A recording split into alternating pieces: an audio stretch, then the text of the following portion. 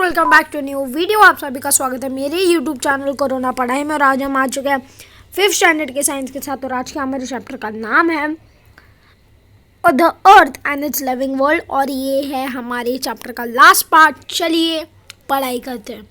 अभी आप यहाँ पे वाटर साइकिल का आप एक वीडियो आप एक पिक्चर देख रहे हो और मैं इस वीडियो में आपको वाटर साइकिल के बारे में एक्सप्लेन करूँगा। दोस्तों चलिए आगे बढ़ते हैं। How does it read?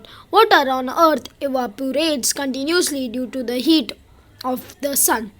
Water that has pre-collated in the soil also evaporates due to the heat and enters the atmosphere.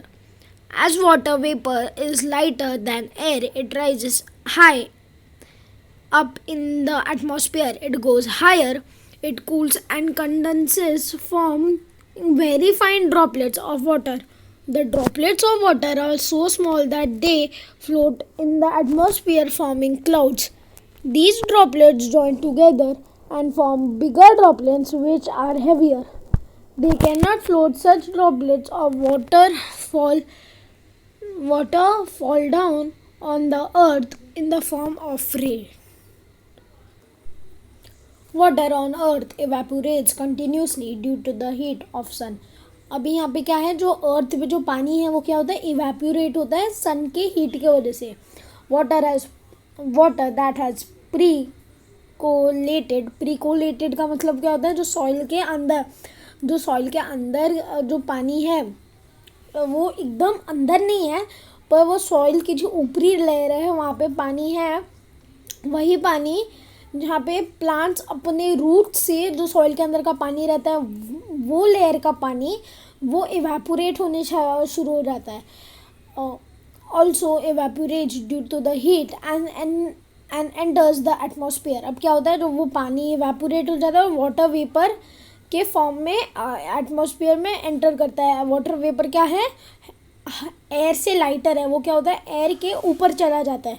फिर क्या होता है, it rises high up into the atmosphere. As it goes higher, जैसे जैसे वो ऊपर जाते रहता है वैसे वो ठंडा हो जाता है.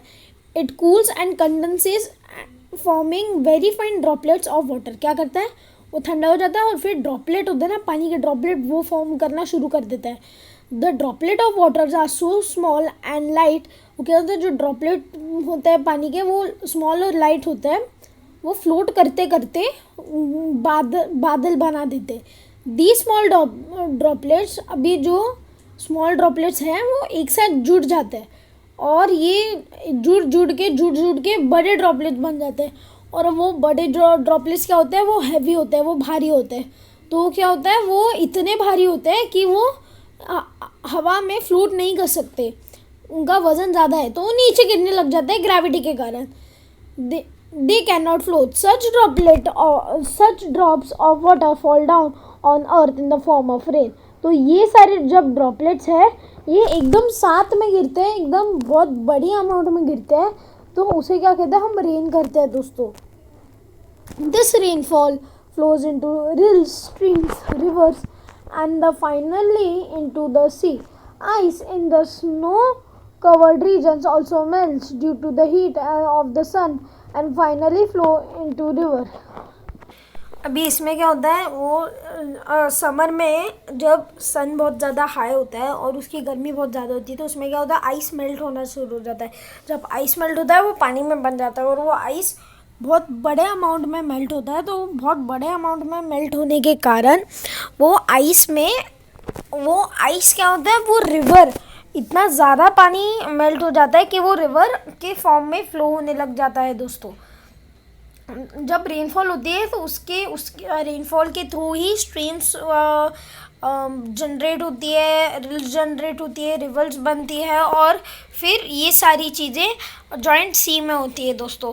This process of evaporation, condensation and rainfall go on in a continuous cycle. This is known as water cycle in nature.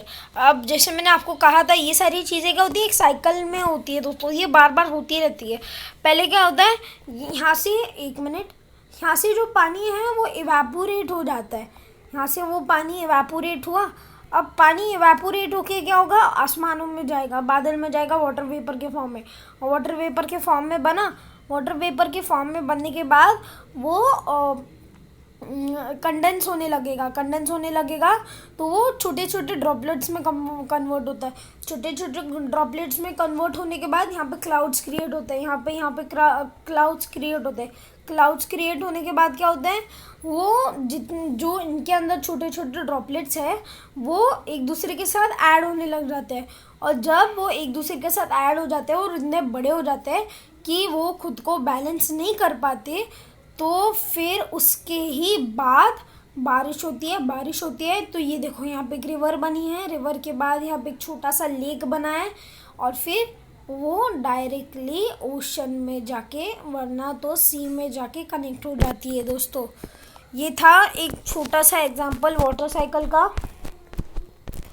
अब फिर हम देखते हैं द बायोस्फीयर के बारे में। मेक अ लॉन्ग लिस्ट, ये हम बाद में पढ़ेंगे।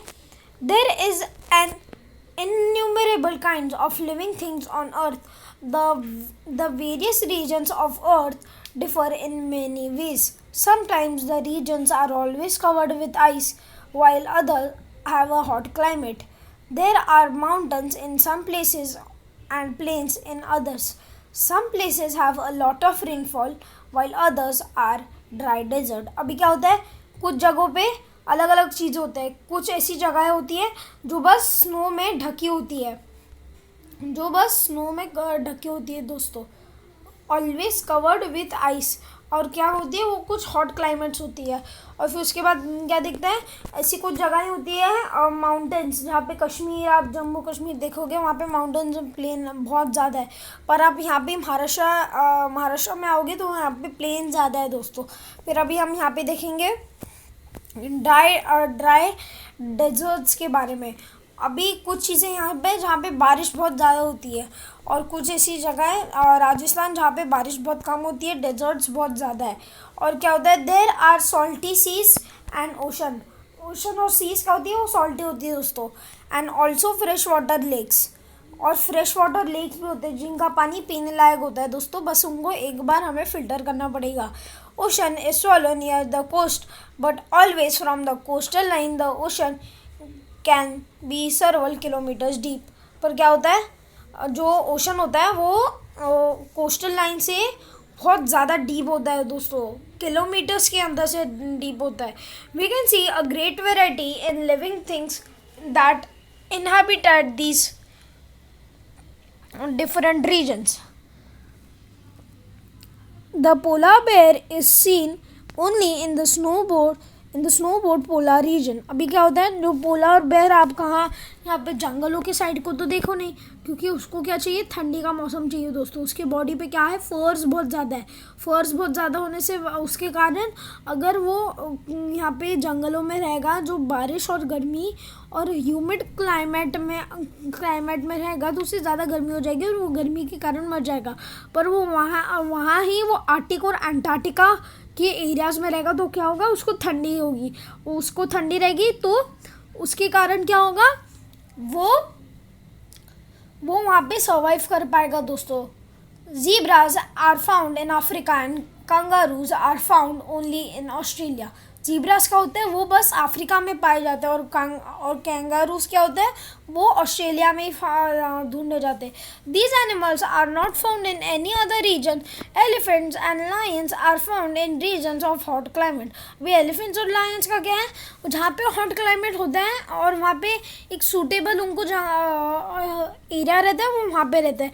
Animals in all these different regions are also in a great variety. These variety characteristics of those differ regions. Many different kinds of plants, animals and microorganisms are found everywhere on earth, on land, in water and in air. Living things exist in the lithosphere, hydrosphere and atmosphere. They are also interactive with the spheres. This living world consists the biosphere। अभी biosphere में क्या होता है, तीनों जो spheres होते हैं उनमें जो भी लिविंग थिंग्स प्रेजेंट होते हैं उसको अगर हम काउंट करें तो वो क्या बनता है, बायोस्फीयर दोस्तों। और आपको मैंने ये चैप्टर में हमारा चैप्टर यहाँ पे ख़त्म होता है। ऑलवेज रिमेंबर के बारे में हम पढ़ रहे थे। All animals, plants and microorganisms are dependent on one another. They also depend on the spheres of Earth. Biosphere is where take place, live and die. Biosphere क्या होता है, वो जगह होती है जहाँ पे आप बर्थ लेते हो, जहाँ पे आप जीते हो और जहाँ पे आप मरते हो। ये यहाँ पे हो गया आज की वीडियो के लिए। बस इतना ही। आई होप आपको मेरा वीडियो बहुत ज़्यादा पसंद आया होगा। अगर आपको मेरा वीडियो पसंद आया होगा तो वीडियो को लाइक, वीडियो को शेयर, कमेंट्स में ये ज़रूर बताना आपको मेरा एक्सप्लेनेशन कैसा लगा। चैनल को सब्सक्राइब करना और नोटिफिकेशन बेल भी दबा देना, उसके कारण आपको सबसे लेटेस्ट अपडेट मिलती रहेगी। तब तक के लिए गुड बाय।